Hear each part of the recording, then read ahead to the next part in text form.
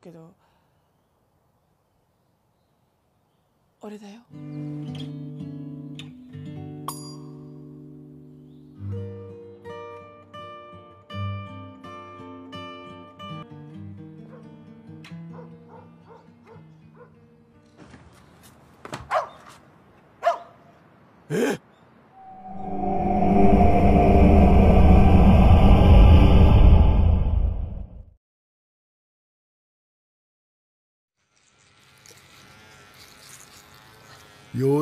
Film diawali dengan memperlihatkan keresahan hati bos Yakuza.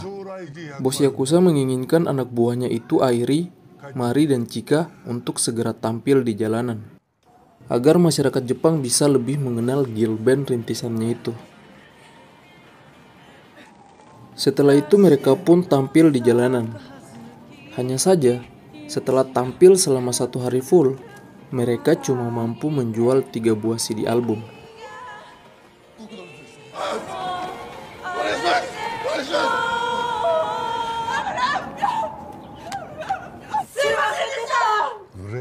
Merasa frustasi dengan perkembangan anak buahnya, bos Yakuza kembali menceramahi 3 wanita jadi-jadian asuhannya itu.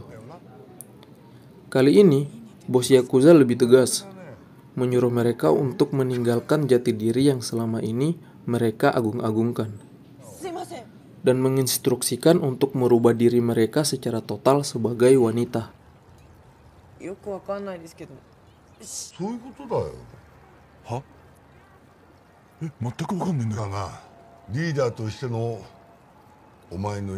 Usai mendengarkan siraman rohani dari bos Yakuza selama berjam-jam, di malam harinya Airi, Mari, dan Chika kembali mentas di kafe andalan mereka. Di sana memperlihatkan tangan dan kaki Airi yang telah terbungkus perban setelah dihajar oleh bos Yakuza karena dianggap tidak becus dalam memimpin grupnya itu. Beberapa hari kemudian, para personel Goku Dono Idol yang merasa jenuh dengan kebiasaan mereka mulai mencoba untuk mengunjungi keluarga-keluarga mereka dengan perubahan baru mereka saat ini.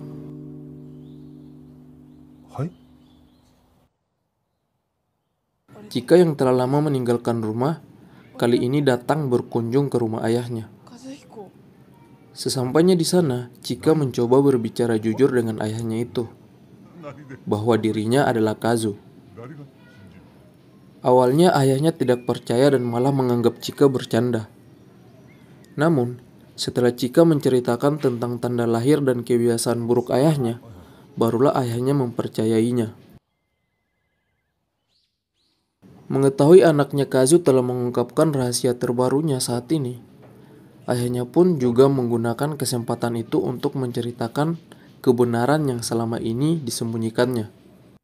Ayahnya pun berkata bahwa ia telah menikahi wanita yang seumuran dengan Kazu. Sontak membuat Kazu sangat kaget.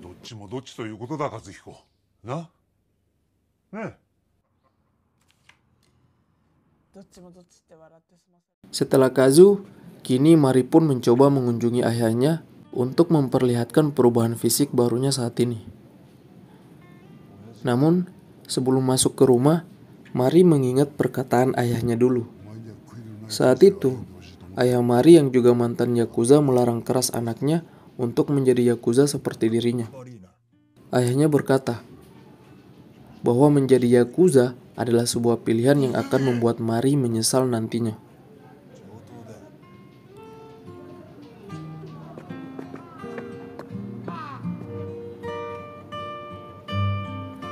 Setelah memikirkan perkataan ayahnya, kini Mari pun mencoba untuk mengetuk pintu rumahnya itu.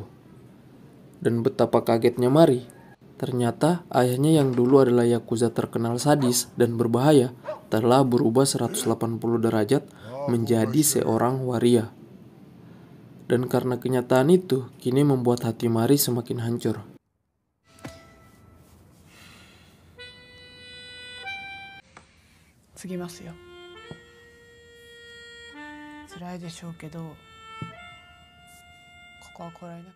Scene pun berganti.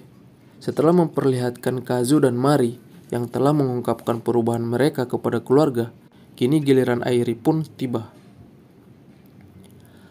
Airi yang hanya memiliki seorang kakek di dalam hidupnya mencoba untuk mengunjungi kakeknya yang lumpuh dan tak bisa bicara itu di rumah sakit.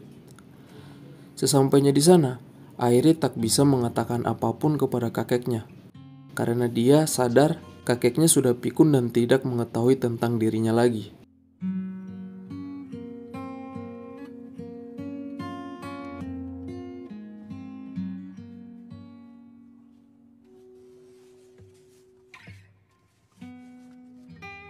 Setelah melepas rasa rindunya dengan kakek, Airi pun memutuskan untuk pergi. Dan tiba-tiba, Airi seolah-olah mendengarkan kakeknya mengucapkan rasa terima kasih kepada dirinya. Kini situasi kembali memperlihatkan Airi, Mari dan Chika yang telah merasa tenang karena telah jujur kepada keluarga mereka tentang perubahan yang terjadi pada diri mereka saat ini. Keesokan harinya, mereka mulai latihan koreografi ditemani seorang pelatih terkenal. Setelah memperhatikan penampilan Airi, Mari, dan Chika, pelatih itu sangat terbebani. Sebab, menurutnya, gerakan-gerakan yang ditampilkan oleh Airi dan kawan-kawan terkesan kaku dan kelihatan seperti orang cabul. Dari kejauhan, bos Yakuza yang melihat kejadian itu pun segera masuk ke dalam panggung dan lagi-lagi menasehati ketiga anak buahnya itu. Setelah puas menasihati mereka, bos Yakuza pun memanggil pelatih muda baru yang bernama Yui untuk mengajarkan ketiga anak buahnya itu cara menjadi imut dan manja.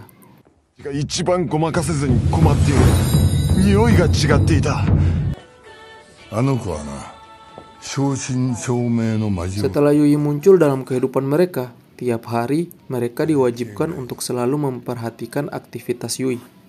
Mulai dari cara bicara, senyum, gerakan, dan kebiasaan Yui. Yang menurut bos mereka melambangkan sikap wanita imut dan manja sesungguhnya. Scene pun berganti memperlihatkan Airi, Mari, dan Yuri sedang makan di sebuah kedai. Dan tiba-tiba, salah satu stasiun TV datang untuk mewawancarai mereka. Namun beberapa menit kemudian, muncul dua orang preman yang datang untuk menagih paksa pemilik kedai.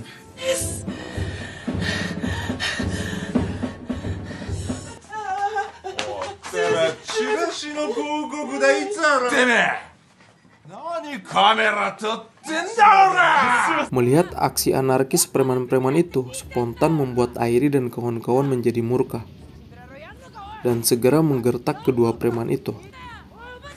Saat sedang terlarut dalam emosi, tiba-tiba seorang kru dari balik pintu memperlihatkan sebuah papan pengumuman yang mengisyaratkan semua kejadian yang terjadi adalah sebuah prank.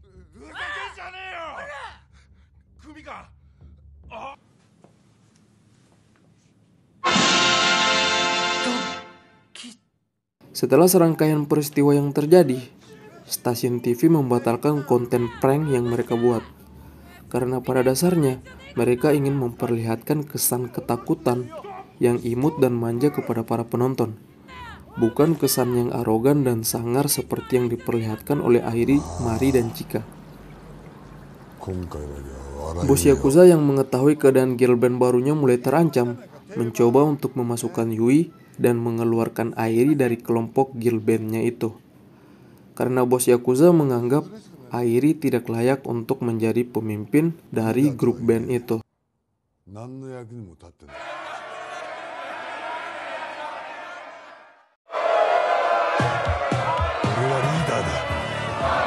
Kini grup Gokudo no Idol tampil untuk pertama kalinya tanpa Airi.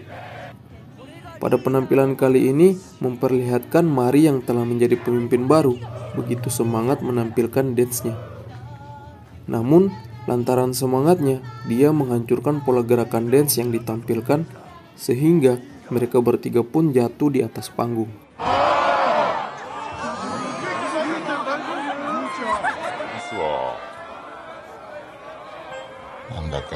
Para penggemar yang melihat penampilan Gokudo no Idol semakin buruk semenjak hilangnya Airi, berbondong-bondong segera meninggalkan kafe saat itu. Bos Yakuza yang melihat kejadian itu pun untuk kesekian kalinya memberikan siraman rohani kepada Mari dan Chika.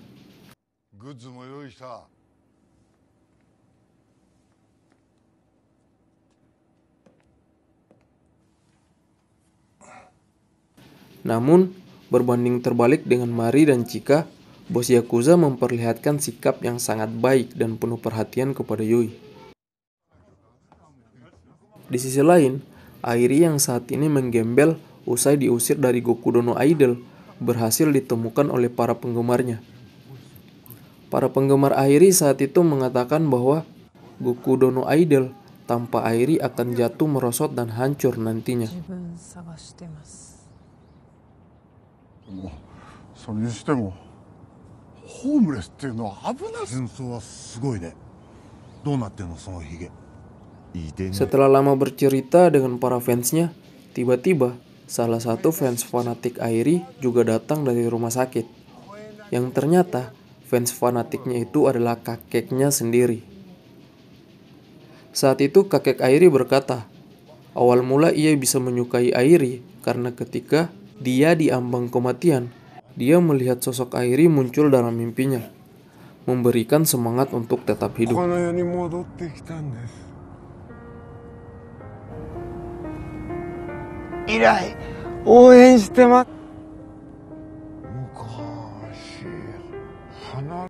Dan ketika kesadarannya kembali, dia melihat penampilan Airi di TV bersama Gokudo no Idol. Disitulah kakek mulai antusias untuk mendukung Airi. Saat itu kakek meminta permohonan terakhir kepada Airi untuk menari saat ia memainkan suling, karena ketika melihat Airi mengingatkan kakeknya kepada cucunya itu, Kentaro, yang selalu menari saat ia memainkan suling.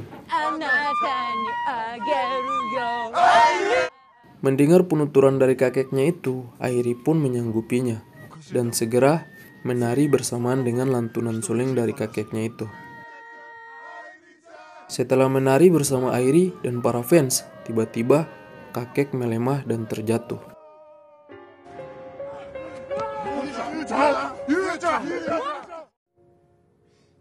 Shin pun beralih ke rumah sakit dan memperlihatkan kondisi kakek yang kritis. Saat itu pun kakek memberikan sebuah hadiah boneka kecil kepada Airi. Dan kakek pun berkata, meskipun cucunya telah berubah wujud menjadi Airi, dia tetap akan mengenali cucunya itu, Kentaro. Di saat-saat terakhir, kakek meminta kepada cucunya itu untuk terus berusaha dan jangan putus asa. Karena dia berjanji akan terus mengawasi Kentaro dari jauh. Dan bersamaan dengan itu, kakek pun mengakhiri nafas panjangnya.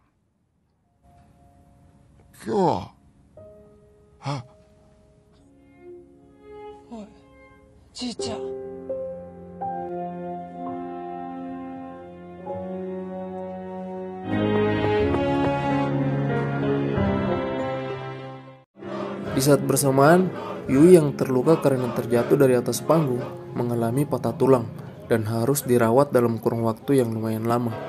Sehingga debut pertama Gokudo no Idol yang disiarkan di seluruh penjuru Jepang kini hanya ditampilkan oleh 2 anggota saja, yaitu Mari dan Chika. Mari dan Chika saat itu sangat gugup dan tertekan. Mereka merasa bahwa penampilan mereka akan gagal total.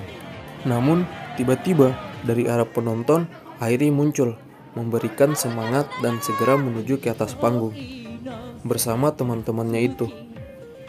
Berkat kehadiran Airi, ketegangan pun hilang, dan mereka pun segera menari dan bernyanyi dengan sukacita, tanpa ada beban yang melekat pada diri mereka.